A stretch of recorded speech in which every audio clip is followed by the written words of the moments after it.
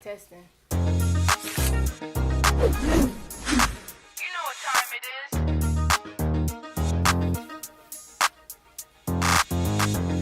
9 a.m.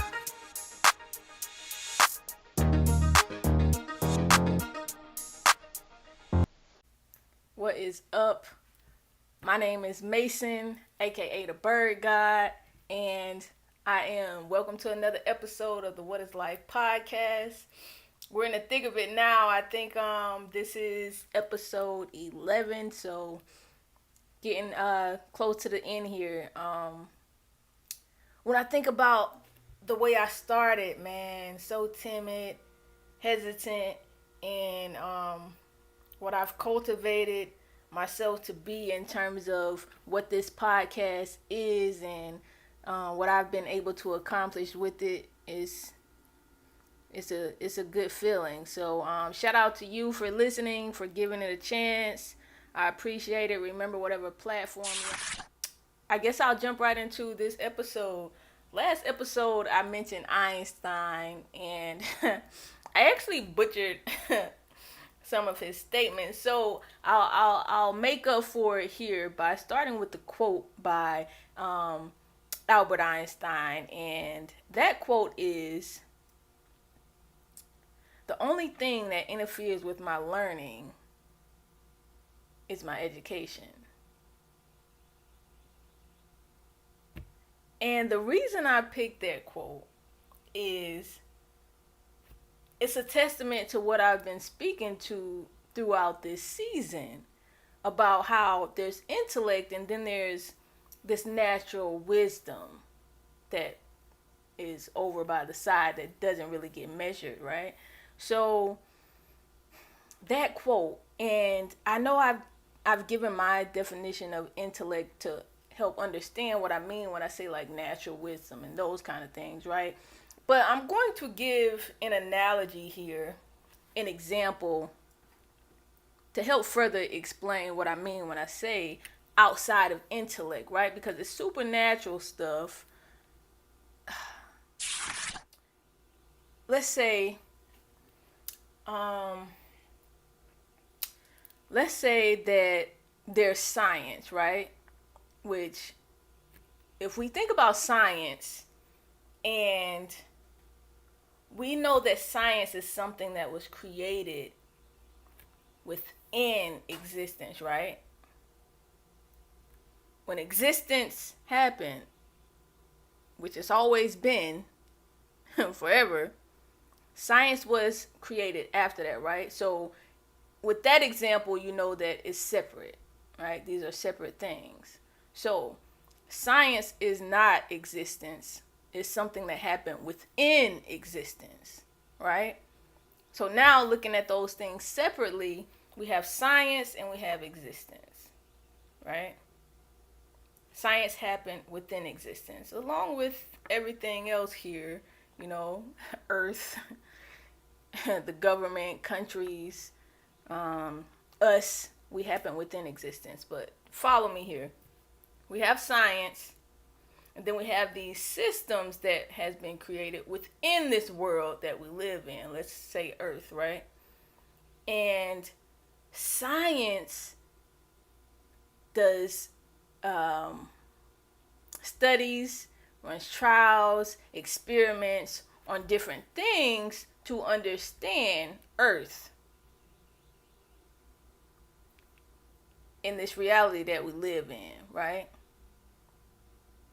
So now we have this reality. Let's look at Earth because that makes it easier. And it's trying to understand this world that we live in. So science collects all this information from all these trials. They can know, let's say they study if this remote falls 100 times when I release it. Okay, the chances are if I drop it that 101st time, it's going to fall. They know this. And maybe they determined that gravity is the cause of it. Now we know that gravity is probably a lie, right? It's probably density, what they're saying, but just follow me. Not even a lie, but a theory that has, other post theories too. So we have this science that is not the end all be all. It's just saying that science is an entity that has access to all this information, all this research, all these studies, all these trials that can probably give you some information as to why this happens, right? Probably create formulas to determine why and give us examples, reasons if it happens under different conditions, because they have so much information about this thing. That's like saying, okay, let's look at it this way. If we say that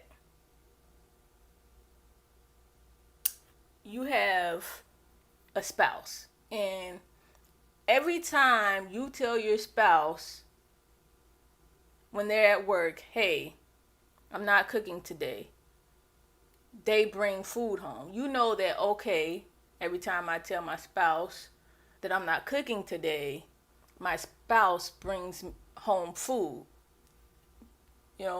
That's what happens because he knows there's no food. But hey, let's say your spouse has a side piece who's buying this food and cares that your spouse eat. Meanwhile, you're thinking, okay, my spouse gets the food and he brings food home. He, she, they, whoever brings food home. So that's just your educated guess that whenever you tell your spouse, hey, I'm not cooking, spouse comes home with food. That's not the end all be all, right? Because you are not your spouse. You don't know what's happening. You don't have that type of insight into that circumstance. Only your spouse has that, right? So science, by all these experiments and trials and all the information that they've collected, they know like, okay, this happens 100 times.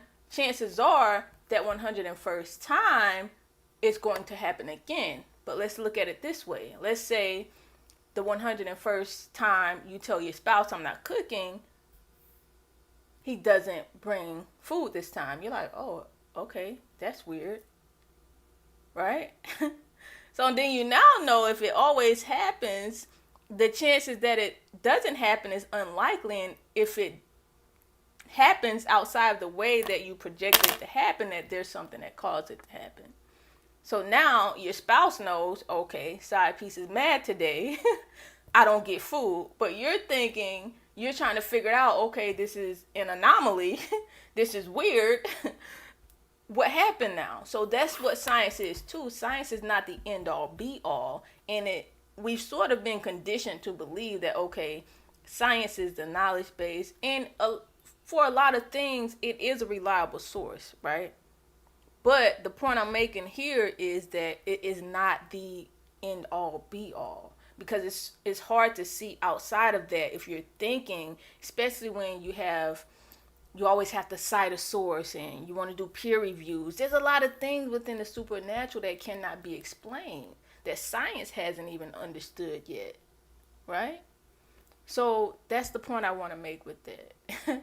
I've been going on and on with that too, so I hope you can understand it though, because that's actually pretty good example. It also makes me think about myself too, because if I am a sum of all the experiences that I've been through, right? All the trials, there's that word again. All the trials and tribulations and successes that I've experienced in this seeming reality, the sum of that is this mind that I'm able to sit here and present to you in this body with the knowledge that I have, with the wisdom that I have, right? And a lot of that insight comes from information that I've collected outside of intellect or outside of education, right? But who measures that? Who measures that? And also, that's part of the dilemma to my reality too when I think about it, because it's like, in order to be successful within the nature of the reality that we have created, which is society, you have to achieve a certain amount of success within education or within relationships, and within the spiritual community, they want you to have the success from the structured society reality that we live in order to justify why you can be a leader in the spiritual realm, the spiritual community, right? But like I said, those things don't always translate.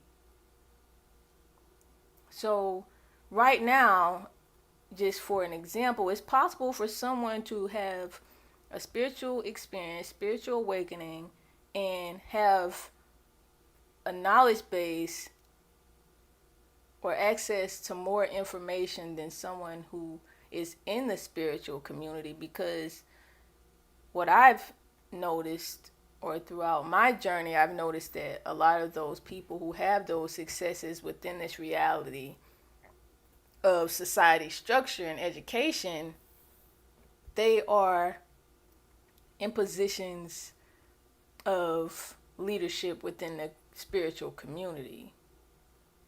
So, yeah, and it's almost like the systems are there and they exist, but almost like they exist just to say that there's some type of order, you know? When you look at these things in terms of application, there's a lot of things that don't make sense all the time, because there can be outliers to the circumstances, right? So, fortunately enough, or unfortunately for the system, the exception to the rule doesn't always happen, you know, but when it does, it does. And I definitely feel that even when you look at structure within society as well, when it comes to the way that's set up and educational pursuits and achieving goals, you achieve all these goals. And let's look at someone like myself, who's always been on a journey to becoming this thing, and then becoming this thing, and then having a spiritual awakening experience, you know, access to all this knowledge. And it's like, oh wow,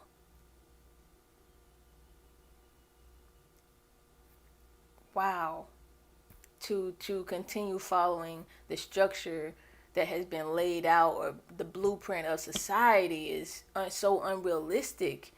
It's almost like, it is like you would have to suppress part of yourself in order to fit down and to be able to operate within that system, you know? So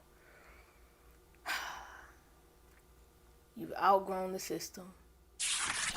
While I'm on this topic, though, I guess it's a good time to mention, before I get to that, though, I would like to say I'm making this episode, this is the 11th episode. 11 is one of my favorite numbers.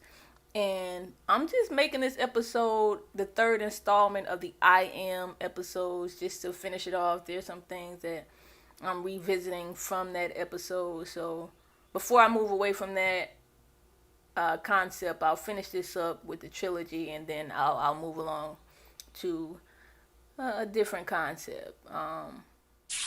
But to get back to this, what I was gonna say was, I'll speak a little bit about my spiritual awakening experience, since this is the I Am episode. NIM episode. I know I always reference it, but I've never given many details about it. And I don't know. I guess I feel like I'm inspired to speak a little bit about it, right?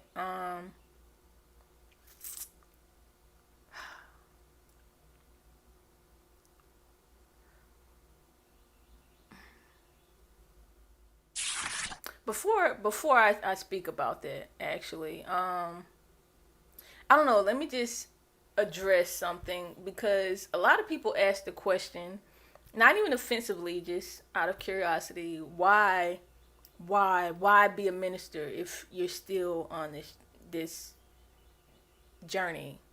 Well, for me, my journey is a part of my ministry. So I feel like I've mentioned in a previous episode, I've been here, and speaking of trials and tribulations and successes again, I've had a melting pot of experiences that I feel like I've had, so that when I speak my story, it'll be able to resonate. People will be able to resonate with it. And that is a part of my mission here. I've gone through trials, tribulations, and successes. You know, I feel like I learned a lot of lessons in women that pointed me inward to my own self-worth, and to be able to sit here and speak about my journey even as I'm having it is a part of my mission. And I feel that very strongly, and I will not waver from that. Um, and it's so funny because, like I said, even getting to this moment has been a journey of conditioning. And um, even with, I mentioned this in a previous episode too, and I will get back to speaking about my spiritual experience. I've spoken about how the first couple times I smoked weed, that it was an uncomfortable feeling. Like I felt like I was a genius, and I didn't understand how geniuses could survive every day at that state, right? It was very uncomfortable. And I remember now, like, always saying, shit, if I'm gonna hit the blunt, I gotta do it, when I'm in the club, music, all these distractions to distract me from myself, right? And thinking about that and watching that back on playback, it made me think about an earlier episode when I mentioned in the book, The Disappearance of the Universe by Reynolds. It's R. Reynolds, I believe. The Disappearance of the Universe. I can never remember the name.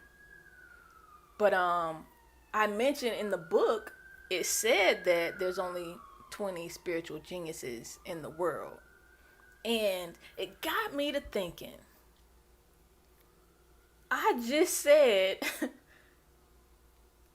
way back when, and listen, I have no reason to lie. I probably have more of a reason to lie than to tell the truth, right? It would probably benefit me more to lie, right? So I absolutely have no reason to lie. I used to say all the time, like, how the fuck does a genius survive every day living like this? But first of all, am I one of those 20? But also, what I've realized, and also that's why I encourage watching these episodes in order too, right? So you can actually understand the references when I reference earlier episodes. But I also reference how there's a debriefing that should happen in between accepting or introducing new laws into existence, right? There's a debriefing that has to happen to condition us from those beliefs and values and emotions that are attached to those previous laws, right? So that we can accept these new laws better. So what I've noticed with my experience back then, when I think about smoking weed and like being a genius, it took me so far away from who I identified as at the time. So now that is gone. I'm so detached from everything that I ever thought I was that to exist in a space with the idea of infinite potential, that's not as uncomfortable as it was, right? It's also, I mean, don't get me wrong, I look at myself in this moment, and it's probably the most it's probably the most uncertain I've ever been in my life. Like I've mentioned before, I've always been pretty left-sided, right? Analytical about things. Now I feel like I'm just literally in this moment. Everything that I thought I was, I know the truth about this stuff now. The future, when I think about that, it's when I think about the future, and this might sound a little trippy, it's like I don't even have a future concept anymore. It's like I have a now concept. And this is probably, like I said, I can't even say probably, this is the most uncertain I've ever been in my life. And this is coming from someone who's always been a creature of habit, who's always had a plan in place, who was never spontaneous, who enjoys structure. And I'm sitting here telling you right now that I have never in my life before been more in the moment, in this moment, than I am right now. And it's sort of scary, but at the same time, it's exciting, and I've learned a lot, you know, learning outside of the educational context, and it's mysterious. And I find myself being more and more curious about it, and I find myself becoming more and more comfortable with just being in the now. That's all we really have. That's all we really have, right? It's always now. I don't care how you look at it. The time is always now. And I know people are like, yeah, it's always now, but I mean, literally, it's always now, right? When you think about the past is no longer, the future is not here. Any moment of your life, it will always be now. And this is the moment in my life where I sit here and I understand that. I sit here and I understand that. And I mentioned before too how I tap into tarot when I'm questioning my own intuition, but I also do it to confirm my intuition too. And to be honest, that's probably one of the things that has helped me maintain in this space of unknown, because I really am on a fool's journey, and I've completely dove into that, and I'm being true to it. It truly is a fool's journey, and I wish more people could understand that in the way that I mean it. But yeah,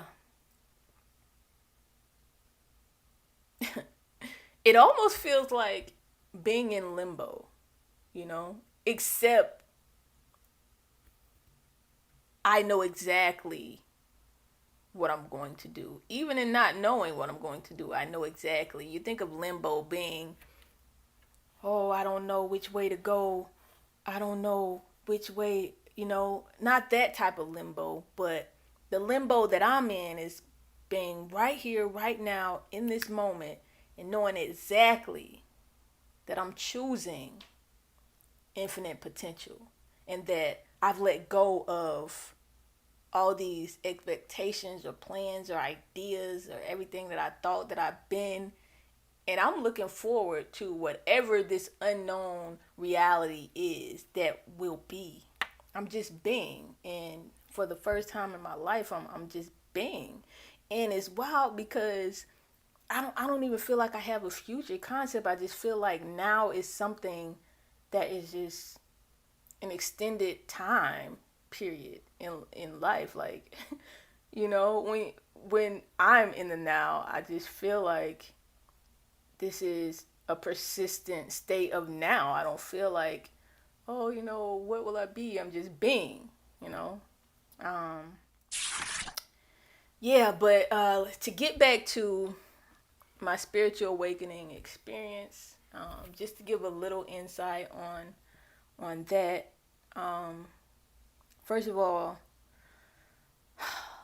I've never felt anything like I felt during that experience in life, right? So, just to give you somewhat of an idea of what that experience felt like, it felt very light. Um, there wasn't a density. I didn't feel any density. I didn't have any concept of time or position or in terms of placement or perspective, and I didn't have a perspective on life from the focal point of me. Like my point of view as I see you now from this set of eyeballs, that didn't exist. And it was like I was everything. I was everything. And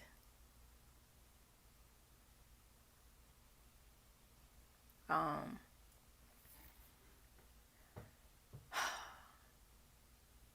I want to give this disclosure sort of the gentle care that I feel it deserves, and I want to do it justice. So it was the most loving experience that I ever had, and I believe it came at a time that I needed to feel love, that I was ready for love, that I knew that I was at a time in my life that I had to understand the love that I always felt inside of me. And this experience came at that time. I'm telling you, like, when I say loving, it's outside of any love that you ever felt. It's just out of this world. And I say love, but it's like the closest word that I have within this plane of form that I can use to translate the experience, right? But it was love. um, the experience, it was light. I I didn't have any sensory experience of density. It just felt light. And if I could explain this, I would say that if you could think about thought, right? Think about the thoughts, or when you have a thought. Imagine if that thought was something tangible and you could experience thought. That's what it felt like. And it just felt like just an extreme sense of knowing, like a keen sense of knowing. That's the best way that I can describe that. Because we got to think, we have these bodies that are compatible with this plane that we're in, this plane of form, right? So to explain this supernatural experience, I'm pulling it to a space where we can talk about it. But our language wasn't designed to, within that plane, to be compatible with that plane, right? So I'm pulling it to this plane where we can talk about it. And it was a very loving experience. light experience. It was like if thought was tangible. If you could imagine yourself experiencing what a thought could feel like. Imagine the lightness of that. How light that would feel. Remember, I didn't feel a sense of density. And it was like a keen sense of knowing. And that reminds me too of, this is unrelated to the experience. That was what the experience felt like. But it was a keen sense of knowing of everything, though. I don't want to leave that part out. It was a keen sense of knowing everything. And I felt like with that experience, I learned everything that it is that I needed to know about life, right? When I went into the experience, I was having questions about existence and God and the nature of this reality and those types of things. And that experience taught me everything that I needed to know. And that was an experience, man. But it that makes me think about this time when I was working with this elder, and we were talking. This was back when I was smoking cigarettes. I was very young. Back in the day. I am very young. That's funny. But anyway, I was very young. And to me. And we were smoking cigarettes on break, and I remember talking to her like, who the fuck agreed to this system? Like, why are we living like this, just working every day and all this? And she just kept saying, you have to work to survive. And I remember saying, like, why? Like, this is not supposed to be life, man. This is not life. And the reason I think about that is she used to have this perfume, and to this day, it's my favorite perfume. I even, wear perfume when I get in my lady bag, when I'm tapping into that feminine energy. And it's one of my favorite fragrances. It's called Knowing by Estee Lauder. And the reason I thought about that is because during that spiritual experience, it was like a keen sense of knowing.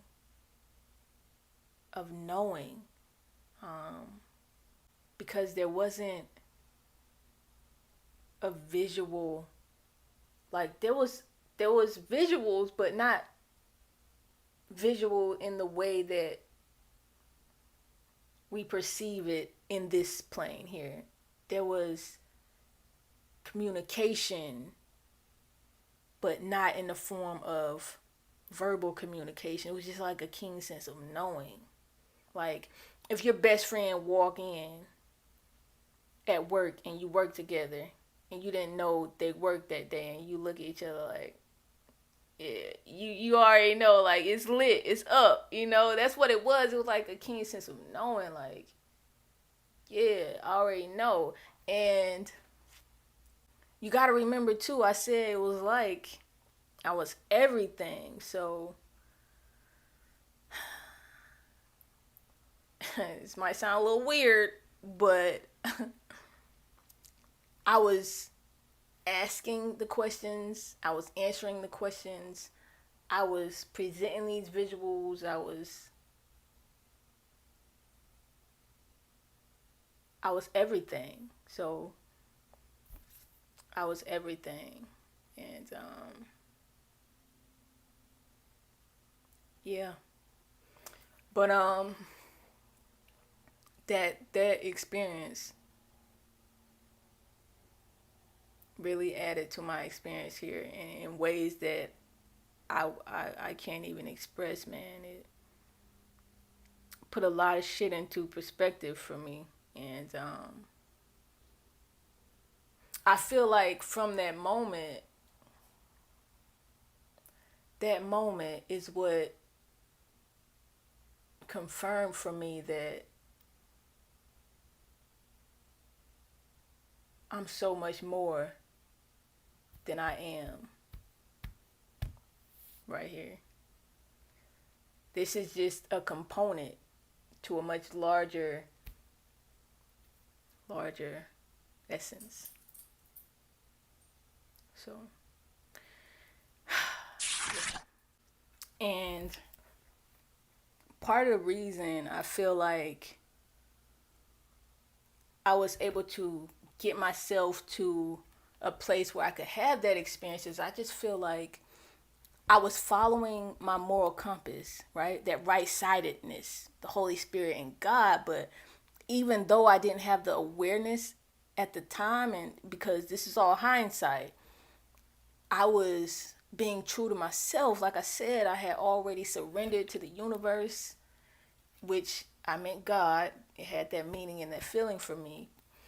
I had already surrendered to God, and I was celibate. I quit smoking cigarettes. I started being vegan.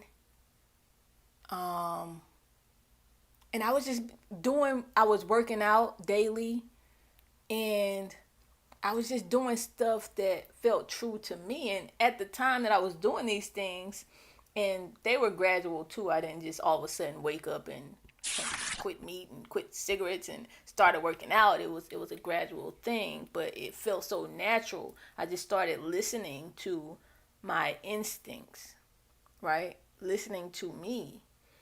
And I feel like it was because I did all those things, it got me closer to God. And I know that sounds wild and probably esoteric, but I feel like it got me closer to God because when we think about food, when we think about cigarettes and all this shit that we put on ourselves, even belief systems and morals and values, right? That's a part of this structure, part of the nature of this reality that we live in called society, right? When we think about all those things, the further we go from our natural state, right? Putting all this junk in us. So the more I took all that stuff off, the closer I got to my natural state, and the closer I feel like I got to God. I was able to at least channel or be in connection or establish a firm connection, or one that was more firm, right? Allowed more access to myself, to even be aware of the Holy Spirit and God. So when we look at it that way, I can see how I made that possible. And I was seeking knowledge as well. I was seeking as well as getting close to God. And I think that's why people fast too. When you think about that, when you fast, you're getting yourself to a place that I got myself to, even though I didn't have the awareness, and we fast at night too. And yeah, I'll move away from that too, but I think that truly is what allowed me to get to that state, you know.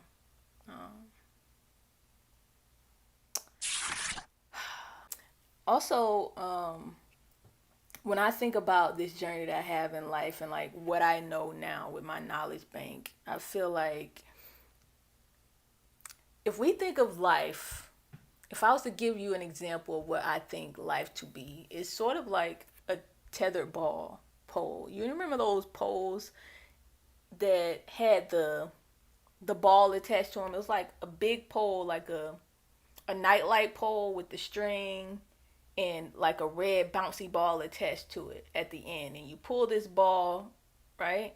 So for me, the more we pull against that, we have a force that is pulling us right back to where we belong. So the more you're motivated to go against where you naturally belong, the more resistance you're gonna feel because you're supposed to be going this way, right? So the further and further you get from God, you're going to feel that resistance because you're supposed to be going this way.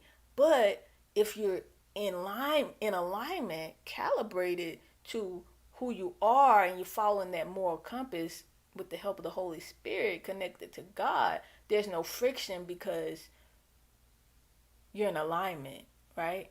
You know where you're supposed to be, and there isn't that resistance, right? So it's funny too, because even when I think about my experience and my journey, my trials, my tribulations, I feel like I've collected enough experiences here, and that I'm now in a position where I know just enough about just enough, you know? Like, I know just enough about different aspects of of life, of life, to be able to understand this plane that we live in, and also see and understand the spiritual component of life, right? And with the belief system that I operate under, which is there's only God and very non-dualistic, it works. Like, the journey has been compatible with what I feel my mission to be. And I don't get so consumed with the conflicts that exist within the nature of this reality that we co-create, right? There is God, the Holy Spirit, rightness. There is this reality that we all co-create within. And what I do is I bridge that gap. I bridge that gap, and that's where I think I am. Like, that's where I live, and that's where my skill set is. That's where my knowledge bank is, right? I know just enough about just enough to be able to bridge that gap, and I think that's special about me. And that works too, because when you think about the world, right, there's nothing new under the sun. And maybe we'll tap more into that in another episode, but there's nothing new under the sun, right? Everything that is here is here. It will be here. It's one's more in the front, one's more in the back, right? And they alternate. And when you think of it like that, there's always someone who's going to be saying what you're saying, but they're not going to be saying it like you say it, you know? Even if they're saying the exact same words, the exact same tone, the exact same everything, they can't say it the way that I can, because I'm me. And I am true and authentic to me. So if you ever see anyone, you know,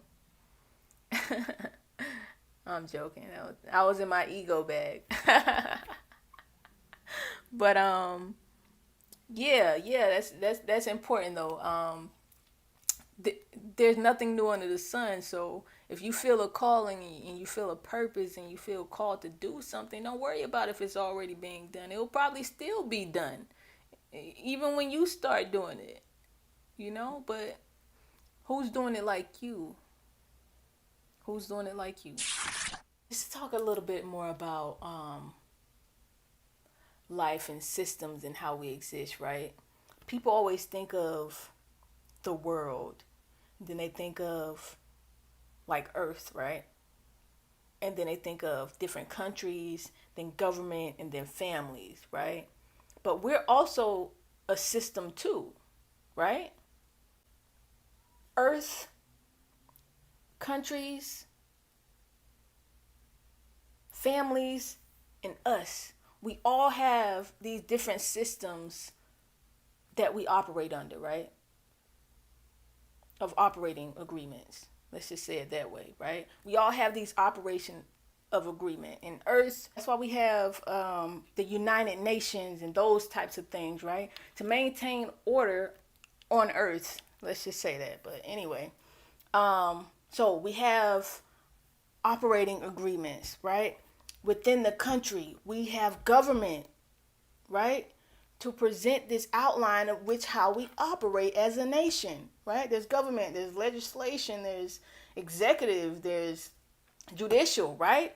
Operating agreements. We have family systems. You know, within your family, okay, my chore is the dishes, your chore is to cut the grass. We go to school, parents go to work. Operating agreements that all makes that family work, right?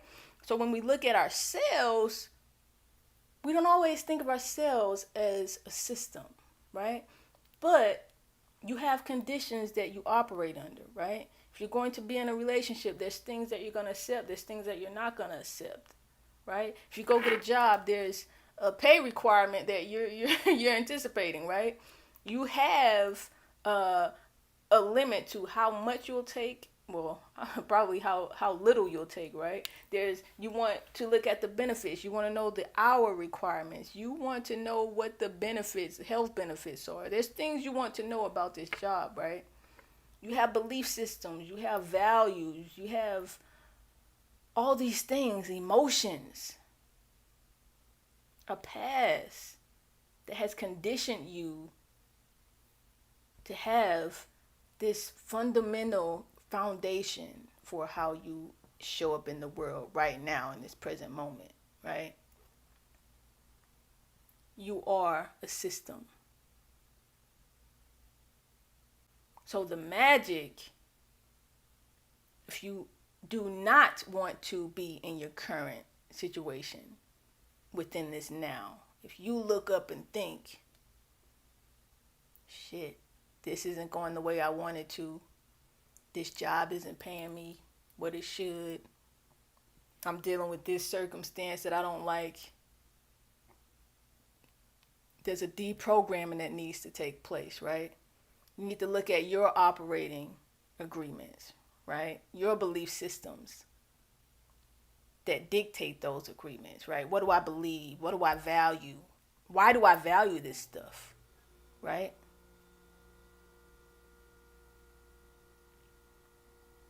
How can I recondition myself and mold myself into better circumstances from your perspective, connected to rightness, if that's what you're inviting, right? The Holy Spirit and God, if you're ready to accept the Holy Spirit, right? This is the perfect time to get into a summoning thought segment. And what I do is I just talk about something that elicits thought, right? And if you've been listening to this whole episode, hopefully the whole episode's been doing that, but this is just to highlight this specific part. So, if you weren't you, would you know it? I know that sounds like a rhetorical question, but seriously, if you weren't you, would you know it? Right? First of all, what is you? What are you? Who are you? Define that. Like, who are you? What is this you that you identify with?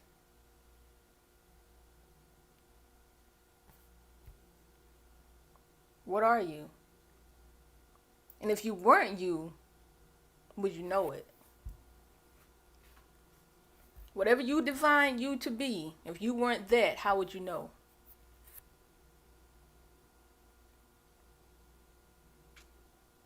And also, how did you determine that those things were you? Why do you believe that's you? Why? And if you weren't that, how would you know? Do you want to be that? Are you living within a condition or circumstance that you champion? Because that's a thing too. Are you? Right? Are you you? And if you weren't you, how would you know? Would you know? I don't know, but the you factor seems to be a very important aspect of the nature of this reality that we all create, and exist within. So, all right, so let's jump into this last segment for this episode. And this is a fun one because I'm introducing a new segment, and that segment is called Ticking Atomic. And how Ticking Atomic works is I just introduce something happening within the culture of TikTok, right? So on TikTok right now, there's this thing called rib corn. Everyone's making this corn, they're seasoning it, they're making it taste like ribs. They're giving it the flavor of ribs. So first of all, anyone participating in this particular trend deserves an enormous round of applause, because I sat down with this corn and I tried to slice it up.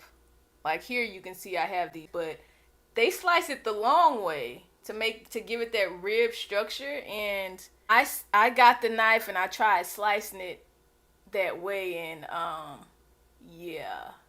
That knife said ain't no fucking way, and my muscle said yeah, you right. So I went this route, and I flavored it the way that they were flavoring from the videos, but I do have it sliced in circles. So I mean, maybe we can call this oxtail corn. I don't know, whatever.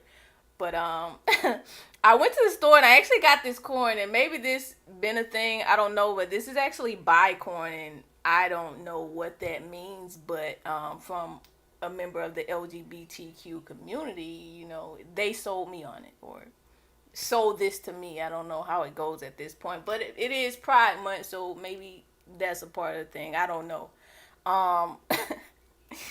But anyway, jumping into this segment, before I get too far away though, I did want to, let's see how this tastes first actually.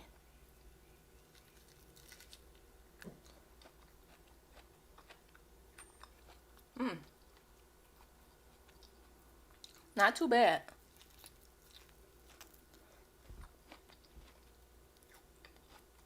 This is actually a vegan Alfredo dip. This is my first time trying this brand, and I don't know, I'm feeling like maybe it'll need to grow on me, but for the most part it tastes pretty good. I did want to say though, because I speak a lot about God, and I know I explain a lot of my experiences, and I provide analogies and situations, examples that I feel people can relate to. But also, if you can't relate to any of them, or the information feels like you can't grasp the essence of what I'm speaking to, don't worry, because the sum of everything you are has the capacity to connect with God, a source, or whatever, however you see that entity, right? The sum of who you are has the capacity to establish that connection, right? So it don't matter if you don't understand English, right? It don't matter if you don't understand the words that are coming out of my mouth.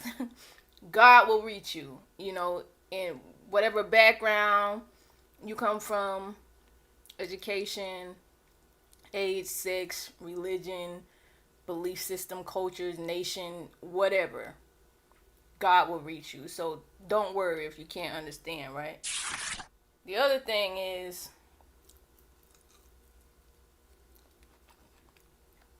I don't know about this corn. Everyone's saying it's like delicious. It just tastes like regular corn to me. But I am vegan and I eat a lot of corn, so.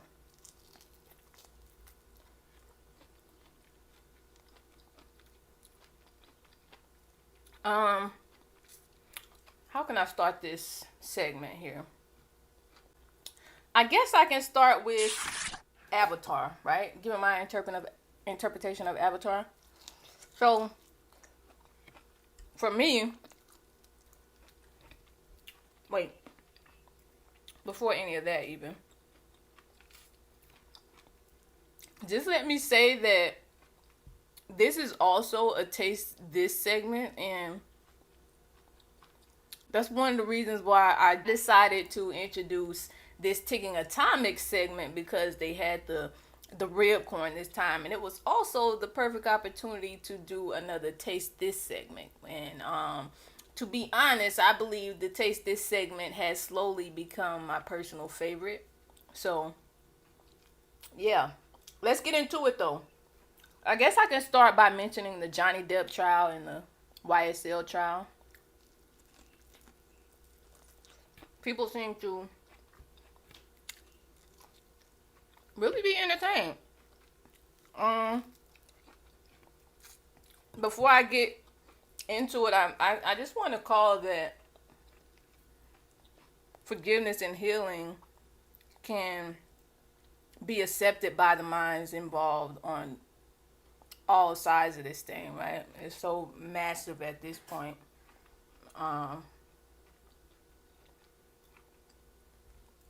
But to start, I don't know much about any of these circumstances, just from what I saw in headlines, obviously, but both circumstances I'm seeing has a potential to be a learning circumstance, right? We have these things that can be perceived as bad or good, but there is no bad or good, right? Kind of have to see them play out. And whatever the learning opportunity is for any of these people in any of these circumstances, what's the opportunity for growth, for evolution? What's the takeaway? Even if it's something as, I gotta move different, you know? I gotta change up my circle. What is it about me that led to me finding myself in this circumstance, right? Because I think a lot of times people confuse law with justice. I feel like law is more about maintaining order than it is about justice, right? And then it becomes these systems is more about maintaining that order and upholding the structure than it is about actual justice. And when you see it that way, you can see how it's very important to be able to prove your position at any point, at any moment. It's about what you can prove at all times. So taking that and looking at the circumstance from either perspective of these people, okay, when I evaluate this and when I sit and I reflect, how is it that I would be able to maintain my innocence in similar situations moving forward, right?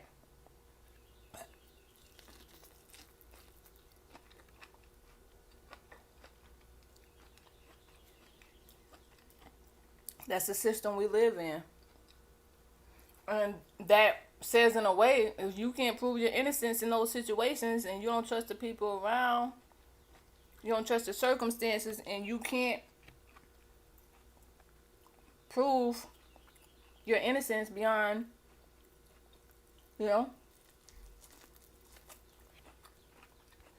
maybe you should second think about what you're about to engage in if you can't prove it, right? Because at the end of the day, in a court of law, whether or not you did it doesn't really matter. Can you prove that you didn't? You know? But yeah, I call, if accepted, that, all parties involved are able to accept forgiveness into their minds and healing.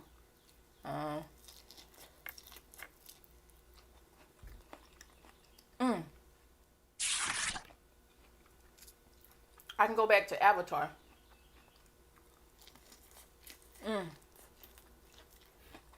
This corn is so good. It is so good. But Avatar, one of my favorite movies. Like I said, it's probably my favorite movie. Damn. I don't know where I thought my mouth was, but that was not it.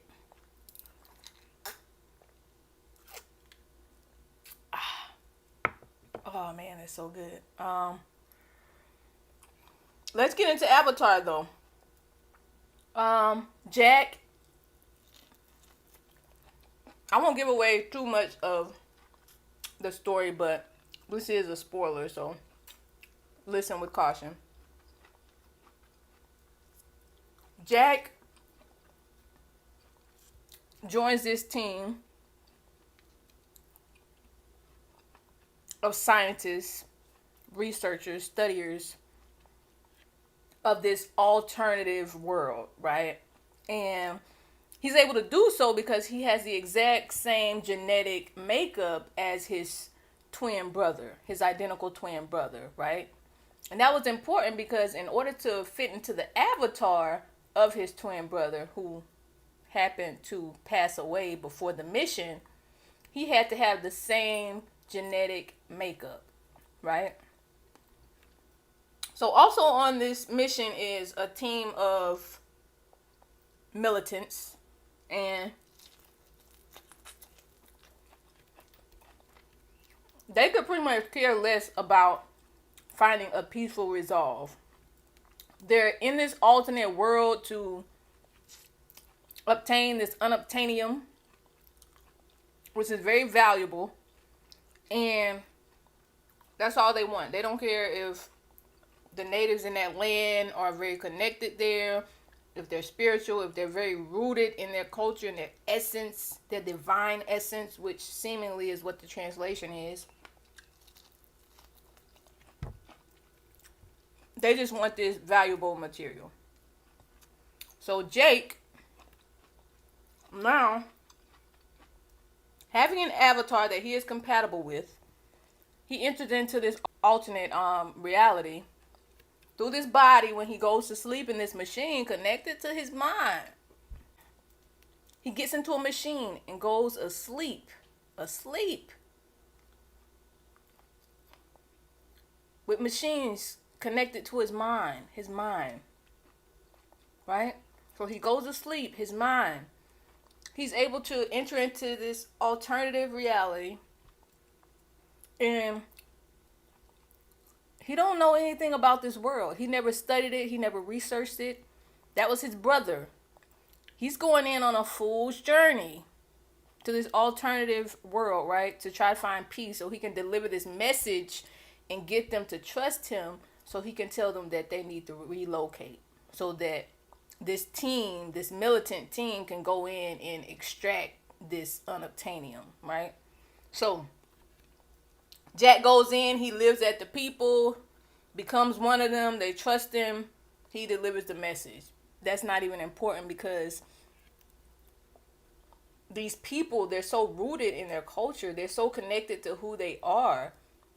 They have a network of just love that they're connected to and they're rooted in, that they don't want to be uprooted. There's nothing that they want from anyone other than to be as they are.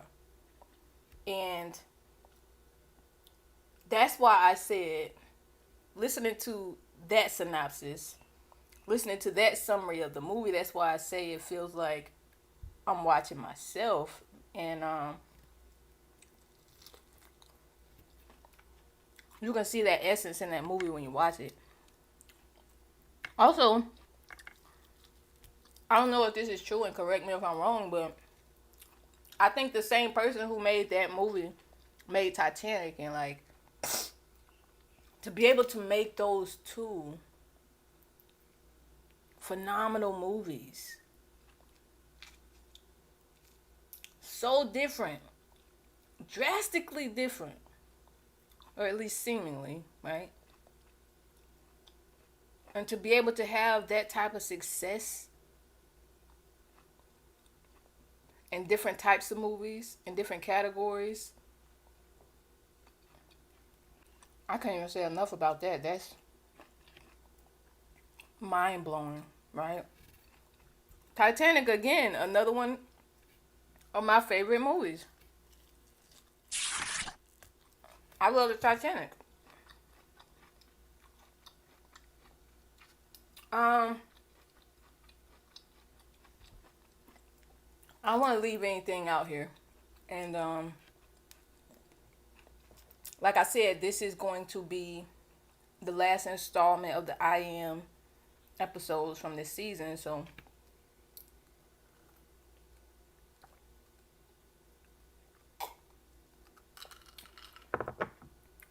I don't know. I guess I can just finish off by summarizing where I believe I am. And I mean, to sum it up, very simply is to believe I don't believe I'm anywhere. But I also feel like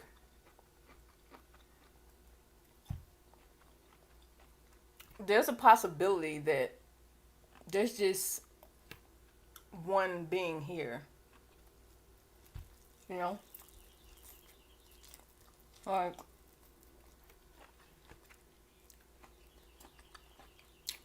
this corn is so good. And I think this Alfredo has grown on me, or maybe it's the corn because I like put my foot in the corn and my leg and arm. I put my whole body in the corn. So if we think about it, like, there's no way for another being to prove to me that they're conscious, right?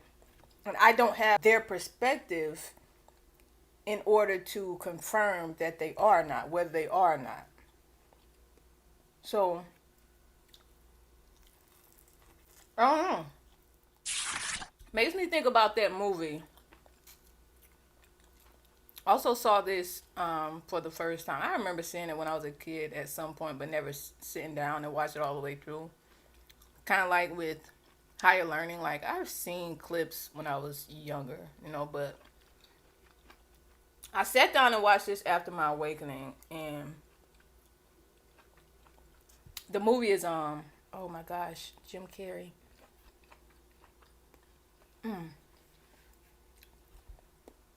The Truman Show. The Truman Show, right? It reminds me of that movie because, spoiler alert, Truman is in that movie. First of all, he's in his own world. And his whole life is fake. He was born into this world where people just play these roles or play these characters in his life. From birth, he was birthed into a community that just pretend to be his community. So when you think about it that way, it's like, okay, especially if there's oneness, right? And there's consciousness, if you understand that concept, right? And you understand that no one can prove to you that they're conscious, it makes you think, like, even when you think about making choices too, because when you make a choice, that unlocks the infinite potential or possibilities of that choice, right? There's other choices, but they're idle. It's sort of like a game if you think about it. When you're not on this level or you're not in that level of the game, it's still there, but it's idle. So if you look at it this way, the moment you make a choice, it opens up that infinite potential to those things, right? And these people in that movie are just playing a part. He makes one decision, they act this way. So consciously, if you're making this decision, you're dictating the movement of everything else, right? Like, okay, I put in the application, now there's a possibility, just to bring it down a little bit so people can understand, there's a possibility that, okay, someone might see that application and call me, right? That's the possibility you opened up from filling out that application, right? If you didn't, that possibility, that potential wouldn't be there, right? Or at least not that way. So that's the same thing. When you make a decision and you can't see so far because it's idle, it's I'm so convinced that there is no future.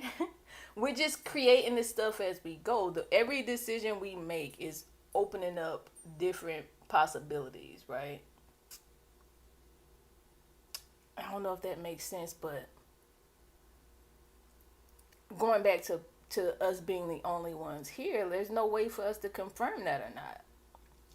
I also feel like with there being consciousness, and I know how this works in let's say for the supernatural or different planes, right? I know how this works in different planes. Like, I definitely understand that concept. But to think about that concept in this plane, oneness, consciousness, just speaking about ego,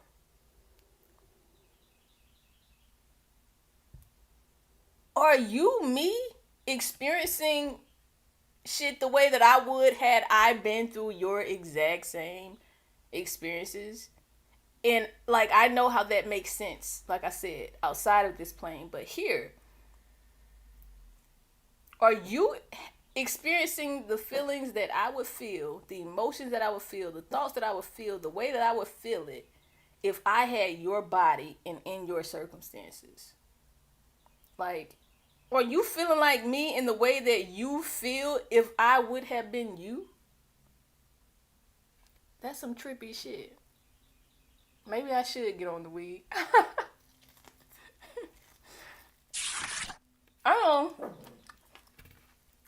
I know also that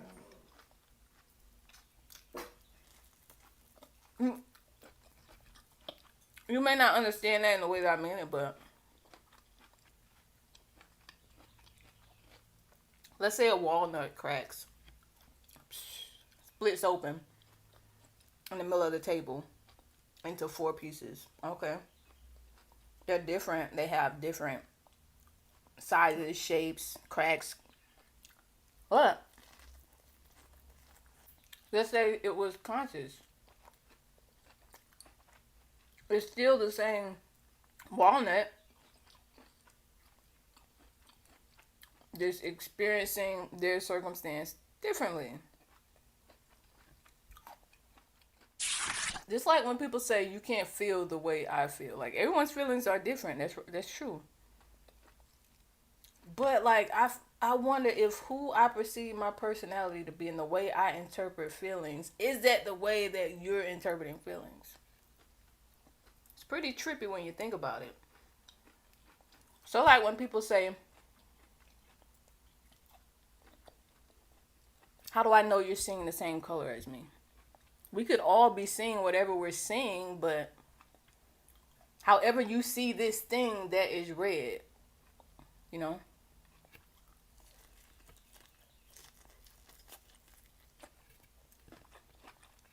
That's what I mean. But it's been a pleasure.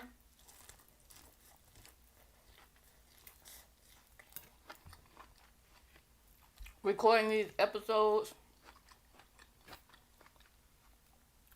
I had more fun than I imagined. Like,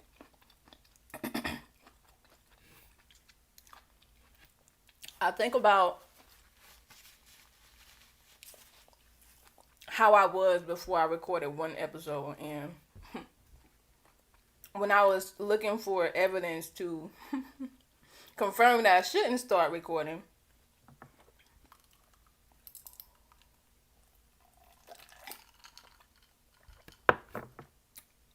it seemed like something so much larger than me. Like, oh my gosh, why would I even? And now it's come to be so familiar, so comfortable.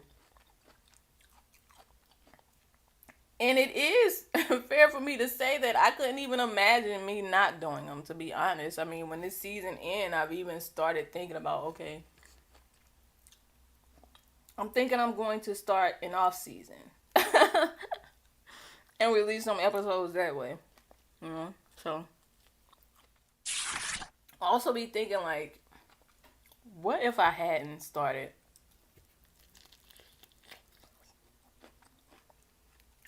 I wouldn't have this body of work that I absolutely love, by the way.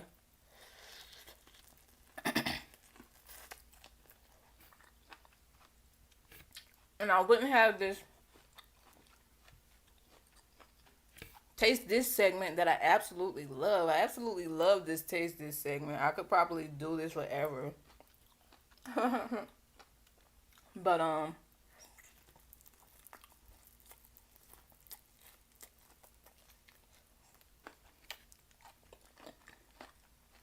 it's been so fun.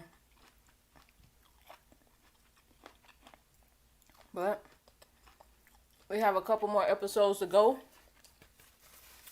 I'm looking forward to them. If you're interacting with the podcast, I thank you for that.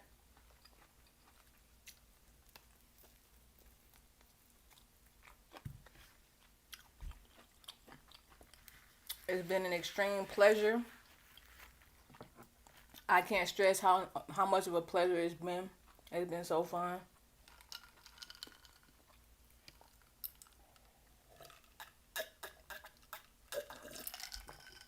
Ah, I feel corn in every tooth, between every tooth that I have. So that's going to be fun picking out. But